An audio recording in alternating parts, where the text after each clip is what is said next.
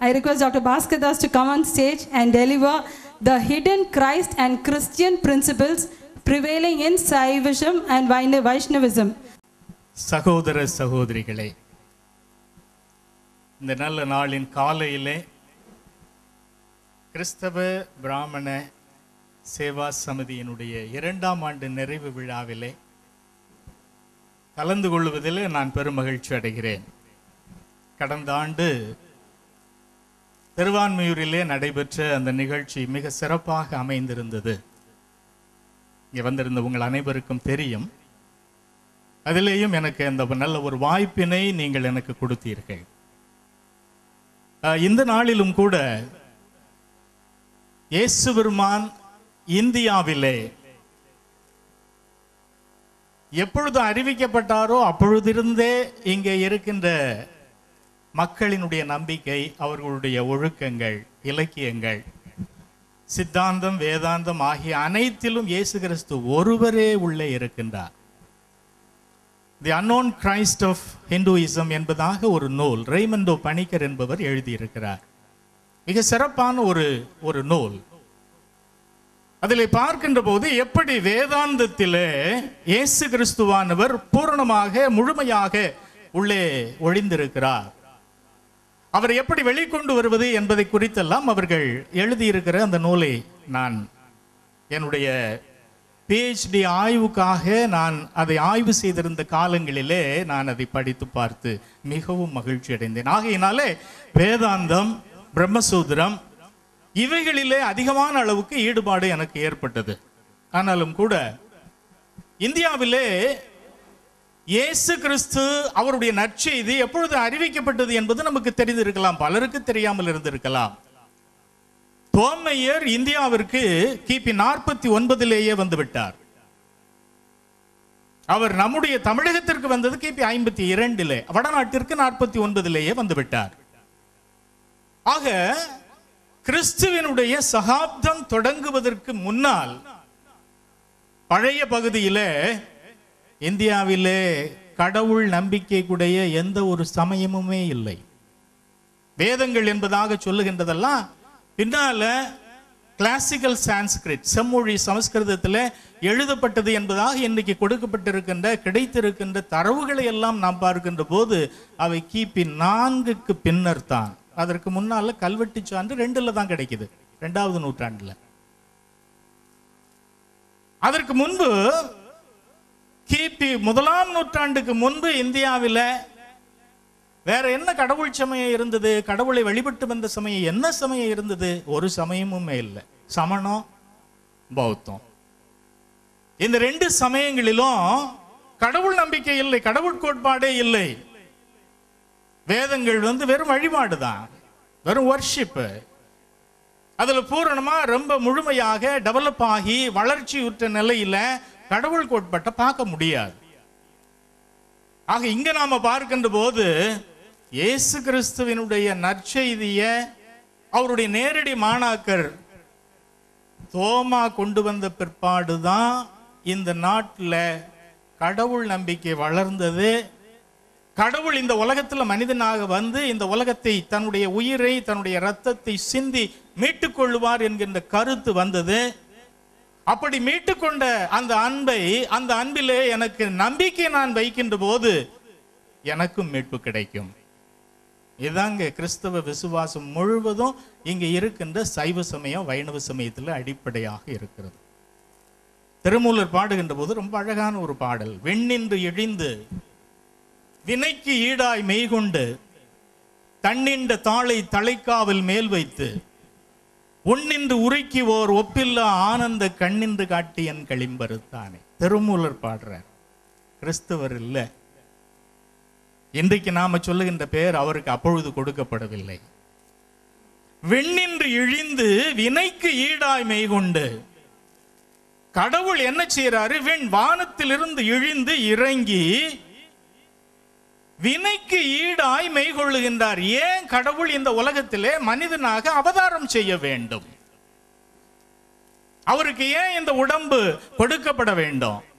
பிள்ளைகள் மாம்சத்தையும் இரத்தத்தையும் உடையவர்களாக இருக்க காலமெல்லாம் மரண பயத்தில் இருந்த இவர்களை மீட்கும்படி அவரும் அப்படியானார். தன்னுடைய பிள்ளைகளுக்கு மாம்சமோ ரத்தமோ எப்படி இந்த மனிதனுக்கு இந்த மனித சரீரத்தில் எனக்கு கொடுக்கப்பட்டிருக்கிறதோ, என்னை மீட்டுக் கொள்ளுவதற்காக கடவுள் என்னை போல இந்த உலகத்தில் மாந்தனாக அவதரித்தார். சிவஞான போதத்தில் ரொம்ப அழகாக அவர்கள் சொல்லுகின்ற போது ரொம்ப சொன்னாங்க, இந்த மனிதனை கடவுள் படைக்கின்ற போது தன்னுடைய சாயலாகவே படைத்தார். தன்னுடைய சாயல்னா இயேசு கிறிஸ்துவினுடைய சாயல். நமக்கு எல்லாருக்கும் தெரியும், பிதாவுக்கு உருவம் கிடையாது. உருவத்திலே வந்தவர் இயேசு கிறிஸ்து. அந்த இயேசு கிறிஸ்து இந்த உலகத்துல பின்னாலே தோன்றுவதற்கு முன்பாகவே, உலக தோற்றத்திற்கு முன்பாகவே அடிக்கப்பட்ட ஆட்டுக்குட்டியானவர் ஆகிய அவருடைய சாயல் மனிதனுக்கு கொடுக்கப்பட்டது. அதான் விண்ணின்று இழிந்து வினைக்கு ஈடாய் மெய்கொண்டு. எந்த வினைக்கு ஈடு செய்வதற்காக கடவுளுக்கு இந்த உடம்பு கொடுக்கப்பட வேண்டும்?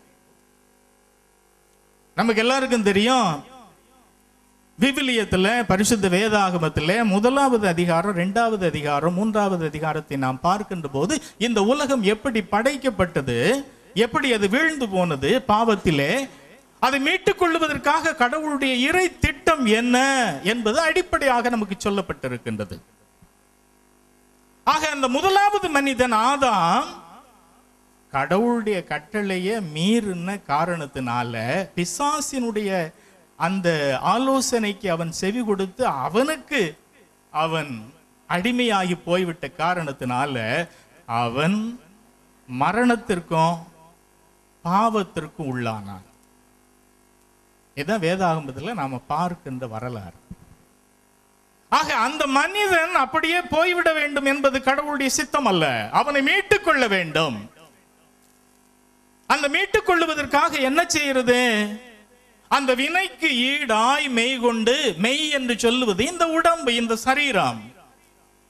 ஆக இயேசு கிறிஸ்துவாக இந்த உலகத்தில் கடவுள் இந்த மனிதனை மீட்பதற்காக அவர் வந்தார். மீட்கும் பொருளாக வினைக்கு ஈடாய் மெய் கொண்டு தன் என்ற தாளை தலைக்காவல் மேல் வைத்து, தன்மையான குளிர்ச்சி பொருந்திய அவருடைய பாதங்களை காவல், காவு கூட்டல் இல் காவில், கா என்று சொல்வது காவு கொடுக்கின்ற ஒரு தடி, அதன் மேல அவர் வைத்து நம் மேல் வைத்திருக்கிற அந்த அன்பை அவர் அருளாக அவர் வெளிப்படுத்தி காட்டினார். அதுதான் சிலுவையிலே உள்ள சாவு. நம்ம நாட்டில் சிலுவை கிடையாது, கழுவேற்றியது இருந்தது. திருஞானுடைய சம்பந்தருடைய காலத்துல திருஞான சம்பந்தர் ஏராளமான தமிழர்களை எல்லாம் கழுவேற்றினார். ஆனா அங்க அந்த சிலுவை மரம் இருந்தது. அதுதான் காவுதடி. அதை தூக்கிட்டு போறவங்க தான் இன்னைக்கு முருகன் பழனி கோயிலுக்கு போறது அல்லது பக்கத்தில் இருக்கின்ற திருத்தணிக்கு போகின்றவர்கள் அந்த காவினை, அந்த பேட்டிபுலம் என்று ஆங்கிலத்தில் சொல்லுகின்ற அந்த குறுக்கு தடியை தூக்கி கொண்டு போவது. ஏன் இவன் போறான்? அது மலையை நோக்கி போகின்ற காலம். என்னத்துக்கு? ஏன் காவி பிடித்திருக்கின்றான்? சிலுவையிலே அறையப்படுகின்ற ஒருவனுக்கு, அவன் அறையப்பட அவனுக்கு தீர்ப்பாகிறது என்று சொன்னால் அவன் அணிந்திருக்கின்ற அந்த ஆடையை களைந்து விட்டு சிவந்த ஆடையை அணிவிப்பார்கள். அதை அவன் உடுத்தி கொண்டு அந்த குறுக்கு தடியை மட்டும்தான், சிலுவையை தூக்கி கொண்டு போவது இல்லை. அந்த குறுக்கு தடியை அவன் தூக்கி கொண்டு மலையை நோக்கி போய் அங்கே சிலுவையில் அரைக்கப்படுவது. அதுதான் இயேசு கிறிஸ்து. இயேசு கிறிஸ்துவனுடைய சிலுவை மரணத்தை இங்கே இருக்கிற நம்முடைய சாதாரணமான பாமர மக்கள் காவடி எடுத்து அலகு குத்தி தன்னுடைய உடம்பை கிழித்து, இயேசு கிறிஸ்து என்னை மீட்பதற்காக இவ்வளவு பெரிய பாடுகளை எல்லாம் ஏற்றார், அதனை நான் இன்றைக்கு நினைவு கூறுகிறேன் என்று அவர் அணிந்திருந்த அதை போல செவ்வங்கியை அவன் அணிந்து மலையை நோக்கி போகின்ற ஒரு பகுதி. அதான் தலைக்காவல் மேல் வைத்து உண்ணின்று உருக்கி ஓர் ஒப்பில்லா ஆனந்த கண்ணின்று காட்டி என் களிம்பறுத்தானே. களிம்புன்னு சொன்னா பாவம். செம்புல களிம்பு செய்யறது. புது குடம், செப்பு குடம் வாங்கிட்டு வரோம், பளபளான்னு இருக்குது. 10 நாள் கழிச்சு மறுபடியும் எடுத்து பார்த்தோம்னா அது மேல களிம்பு சேர்ந்து விடுகிறது. மறுபடி நாம புளி அல்லது சாம்பல் இவைகளை எல்லாம் சேர்த்து தேய்க்க தேய்க்க மறுபடியும் பளபளப்பு வருகிறது. 10 நாள் கழிச்சு மறுபடி பார்த்தா மறுபடியும் என்ன செய்கிறது? அதுல களிம்பு சேர்ந்து விடுகிறது. ஆக அது நிலையாக அதிலே களிம்பு சேராதபடி அந்த செம்பினை மாற்ற வேண்டும் என்று சொன்னால் அந்த செம்பினை களிம்பை நீக்கிறதுக்கு தங்கத்தை உருக்கி செம்பையும் உருக்கி ரெண்டையும் சேர்க்கின்ற போது அந்த செம்பில் களிம்பு சேருவது இல்லை. அதான் இயேசு கிறிஸ்து என்னை மீட்பதற்காக அவர் உருகினார். அவரோடு நான் இணைகின்ற போது எனக்கு என்ன செய்யறது இல்லை, பாவம் சேருவது இல்லை. இது சைவ சித்தாந்தத்தில் சொல்லப்படுகின்ற பகுதி.